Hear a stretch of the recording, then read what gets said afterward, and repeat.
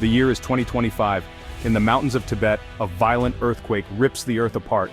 China's massive new dam on the Yarlung-Tsangpo River cracks, then bursts. A colossal wall of water explodes downstream, obliterating everything in its path. In India and Bangladesh, millions are caught off guard as the Brahmaputra River turns deadly. Farmland, towns, and entire communities vanish beneath the flood. The world watches in horror as a single point of failure triggers a humanitarian catastrophe. How did this happen, and what can be done to prevent it from happening again? China's super dam is about power, both electrical and political. This colossal project, rising from the rugged landscapes of Tibet, is not just an engineering marvel, but a bold statement of China's ambitions on the world stage. The sheer scale of the dam, with its towering walls and sprawling turbines, is a testament to the country's determination to harness nature's might for its own advancement. But beneath the concrete and steel lies a deeper story, one of influence, control, and the shifting balance of power in Asia. The Yarlung-Tsangpo's steep drops promise 3 times the output of the Three Gorges Dam. This river, carving its way through some of the world's most dramatic gorges, offers a unique opportunity for hydroelectric generation on an unprecedented scale. If completed, the super dam could generate enough electricity to power entire provinces, fueling China's growing cities and industries. The comparison to the already massive Three Gorges Dam highlights just how ambitious this project truly is, pushing the boundaries of what's possible in renewable energy. For Beijing, it's a symbol of engineering might, a showcase of Chinese innovation and technical prowess. The government sees the dam as a flagship project, one that demonstrates its ability to tackle the most challenging environments and emerge victorious. Teams of engineers and workers labor day and night, overcoming logistical and environmental hurdles, all under the watchful eye of the central authorities. Their success is meant to inspire national pride and send a clear message to the world. China is a leader in mega infrastructure, and a step toward clean energy dominance. As the world grapples with climate change, China is positioning itself at the forefront of the green revolution. The super dam, alongside vast fields of solar panels and wind turbines, is part of a broader strategy to reduce reliance on coal and cut carbon emissions. Cleaner air in China's cities and a more sustainable energy future are powerful incentives, both domestically and internationally. But the dam is also a tool of control. Whoever controls the river's source controls the water for India and Bangladesh. The Yarlung-Tsangpo, known as the Brahmaputra downstream, is a lifeline for millions beyond China's borders. By building the super dam at the river's origin, Beijing gains leverage over the flow of water into neighboring countries, raising concerns about water security and sovereignty. With a giant tap, China can influence agriculture, industry, and even security downstream. Farmers in India and Bangladesh depend on the river for irrigation, while factories and cities rely on its steady flow. Any changes upstream, whether intentional or accidental, could have dramatic consequences for food production, economic stability, and even regional peace. The project cements China's grip on Tibet, reinforcing its presence in a region long marked by tension and resistance. The dam is more than infrastructure, it's a strategic asset, guarded and maintained with military precision. Control over Tibet's resources strengthens Beijing's hand, both within its borders and in negotiations with its neighbors, and reshapes the region's future. New roads, bridges, and power lines bring development to remote Tibetan communities, but also alter traditional ways of life.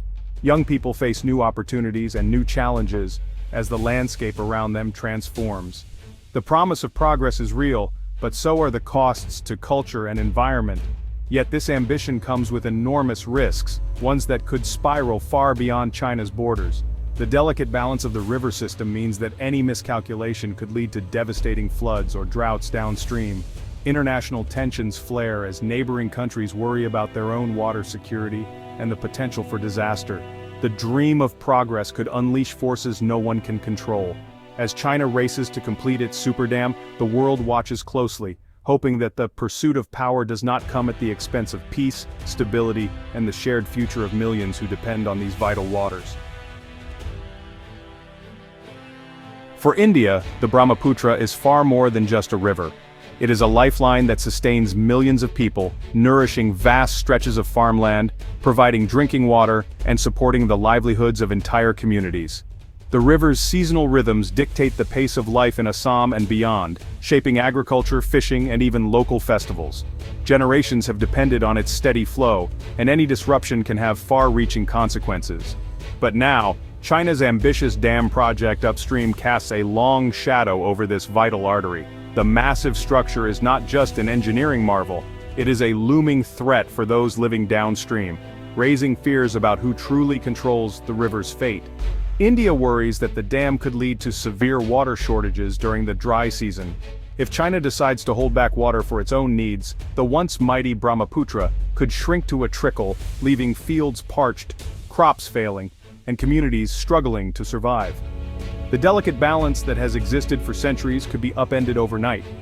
On the other hand, during the monsoon, the sudden release of water from the dam could unleash catastrophic floods downstream. Entire villages could be submerged with little warning, and the timing and intensity of these floods would be at China's discretion, not nature's. This unpredictability makes it nearly impossible for Indian authorities to prepare or protect their people. Bangladesh, lying even further downstream, is even more vulnerable. The country faces the dual threat of saltwater intrusion from the sea and deadly floods from the river. If the flow of fresh water is reduced, salty ocean water can creep inland, ruining crops and contaminating drinking water. If too much water is released, entire regions can be devastated by floods.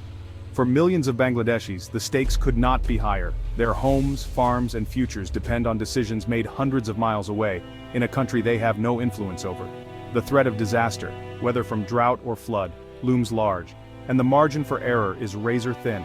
The dam effectively turns water into a strategic weapon, a tool of power that can be wielded to exert pressure or gain advantage. This has raised tensions across South Asia, as countries downstream fear that their very survival could be used as a bargaining chip in regional disputes. Pakistan's vocal support for China's dam project adds yet another layer to the already complex regional rivalry. As alliances shift and old animosities resurface, the river becomes a new front in long-standing conflicts, with each nation watching the other's moves with suspicion. For the millions who live along the Brahmaputra's banks, these geopolitical games are not abstract, they are a matter of life and death. Families are forced to evacuate as floodwaters rise, markets are disrupted, and entire communities are left in limbo, never knowing when the next crisis will strike.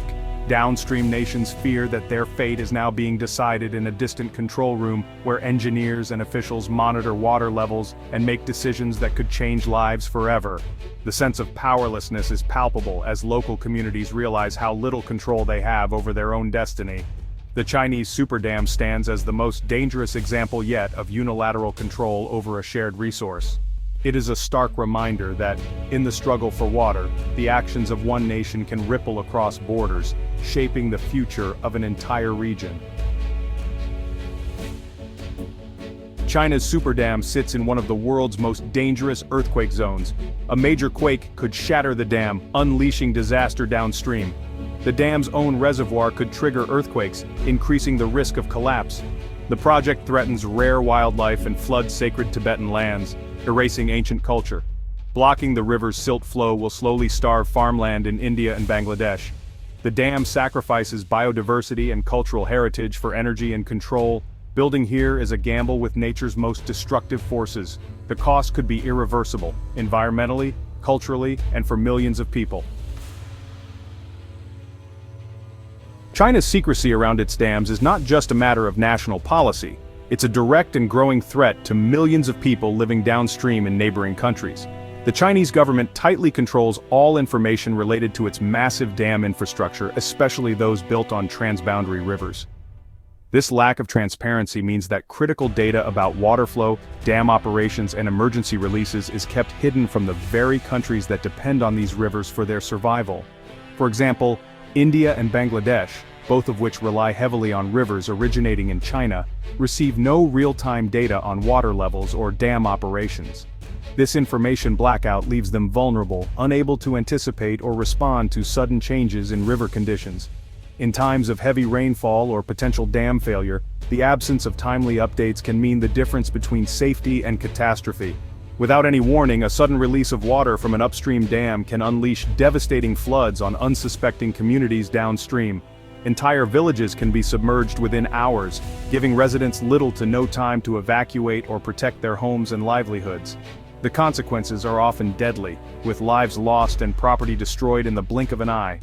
This form of hydrohegemony keeps neighboring countries and their citizens in the dark, unable to prepare for disasters that could strike at any moment. Emergency response teams are left scrambling, often reacting too late to prevent tragedy. The uncertainty breeds anxiety and fear among those living along the riverbanks. The fate of the Mekong River serves as a stark warning. China's upstream dams have dramatically altered the river's natural flow, causing severe droughts and economic hardship throughout Southeast Asia. Fishermen find their boats stranded on dry riverbeds, and farmers watch their crops wither as water levels drop to historic lows. The livelihoods of millions are at stake, all because of decisions made far upstream and shrouded in secrecy. If a crisis were to strike the massive Yarlung Sangpo Dam in Tibet, the lack of information could prove catastrophic. Emergency responders would be left guessing, and downstream populations would have no time to react. The potential for loss of life is immense, and the risk grows with every year that information remains tightly controlled. Over time, this secrecy erodes trust between governments and their people. When warnings do come, communities may ignore them, skeptical of their accuracy or intent. This breakdown in trust can turn even genuine alerts into missed opportunities for safety, compounding the danger.